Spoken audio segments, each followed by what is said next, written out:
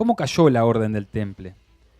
Bueno, fue muy trágico porque, por un lado, se fueron perdiendo los diferentes reinos de Tierra Santa, no por culpa de los templarios, sino porque también habían varios inconvenientes con los cristianos que allí estaban. Muchos cristianos también se peleaban con los templarios. Era complejo el tema. Cuando se pierde definitivamente Tierra Santa, el reino de Francia, que estaba muy endeudado, estaba Felipe el Hermoso, era el rey, estaba muy endeudado por sus malas administraciones. Había ya devaluado la moneda, con todo lo que eso implica a nivel económico. Después necesitaba más recursos y ¿qué se le ocurrió? Bueno, expulsar a todos los judíos de Francia con lo opuesto y se quedó con todo. Y luego, como seguía teniendo deudas muy complejas, puso la mira en el temple. Recordemos que el reino de Francia, a pesar de todos estos problemas, era el reino más rico, más grande en esta época. De hecho, la orden tenía la mayor cantidad de encomiendas en este reino.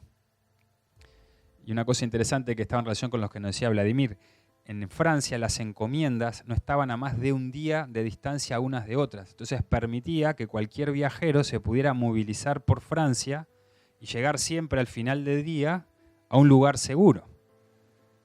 A nosotros nos puede parecer algo normal, pero en la Edad Media, si ustedes dormían tranquilamente, ponían el caballo en un bosquecito y se acostaban a dormir, lo más seguro es que no amanecieran vivos.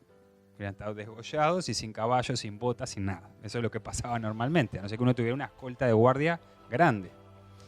Entonces, cuando Felipe el Hermoso ve la Orden del Temple, claro, no era fácil destruir la Orden del Temple o apoderarse. Lo primero que intenta es tratar de que uno de sus hijos ingrese a la Orden, con la idea de que pudiera ser nombrado después maestre o gran maestre. Obviamente no lo logra, es rechazado porque no es digno de ser templario. Este era otro tema que no nos dio para hablar hoy, esta noche, porque es un tema muy amplio, de que no era fácil tampoco ingresar, se ponían pruebas, etc. Y luego se le ocurre, tiene la idea de unir a los templarios con otras órdenes militares para luego sí apoderarse. Pero los templarios se niegan, entre esa orden había otra orden muy conocida que era la orden de los hospitalarios. Y finalmente lo que se le ocurre es, bueno, por la desesperación de tener este dinero, es tomar sus posesiones acusándolos. ¿De qué? Obviamente de herejía. Para eso utiliza Guillermo de Nogaret. En el año 1307, en un viernes 13, y ahí queda el recuerdo de que todos los viernes 13 son malos, se arresta a todos los templarios, una especie de gran operación policíaca, y son todos llevados y bueno, acusados por Francia de herejes. Se les acusa de todo, un poco, de todo lo que era malo en esa época. Esto suele pasar siempre y lo hemos visto también con todas las diferentes grandes filósofos o escuelas de filosofía a lo largo de la historia, que lo peor que se ve en ese momento es cómo se los acusa. Se los acusa de herejía, de adorar un Baphomet, de orinar el crucifijo de Cristo, de escupirlo 3 veces, de sodomía. Bueno, todo lo que podía ser más horrible en una mentalidad medieval de la época es en lo que proyecta. Obviamente requisan las diferentes encomiendas y demás y no empiezan a encontrar absolutamente nada, porque todas esas acusaciones, como ya sabemos, eran falsas. Bueno, como no confesaban, que lo que se hacía muy simple, se los empezaba a torturar hasta que confesaran. Muchos de los caballeros murieron sin confesar y otros, presos del dolor y la angustia, terminaron confesando lo que le decían sus inquisidores o acusadores. Solo fueron perseguidos y torturados en Francia. En los demás reinos no se los persiguió, pero sí se acató la orden de mucho gusto. ¿Por qué? Y bueno, porque para cualquier monarca si le decían, bueno, me puedo quedar con esto, puedo disponer de esto, tal, buenísimo. Entonces, pero no se los persiguió, o sea, no se los torturó, no se los...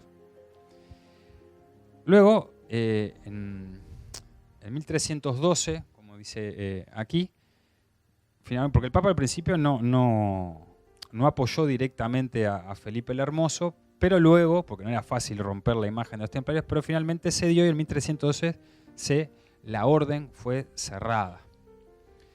Y luego en 1314, su último gran maestre, Hugo de Payns, que estuvieron cautivos entre mucho tiempo también en el castillo de Chinon, que todavía está en pie en Francia, y otros mandatarios, después de haberlos torturado y obligados a ser confesados, dijeron en público que todo lo que habían confesado no era real.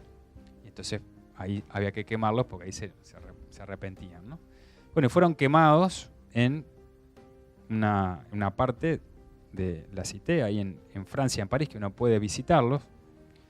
De hecho, hace muchos años estuvimos justo con Vladimir y otros compañeros de la escuela ahí en ese mismo lugar. Ahora, si ustedes bajan, son 2 escaleritas y hay una placa chiquita que dice, bueno, aquí fue quemado Jacques de Molay y los últimos templarios.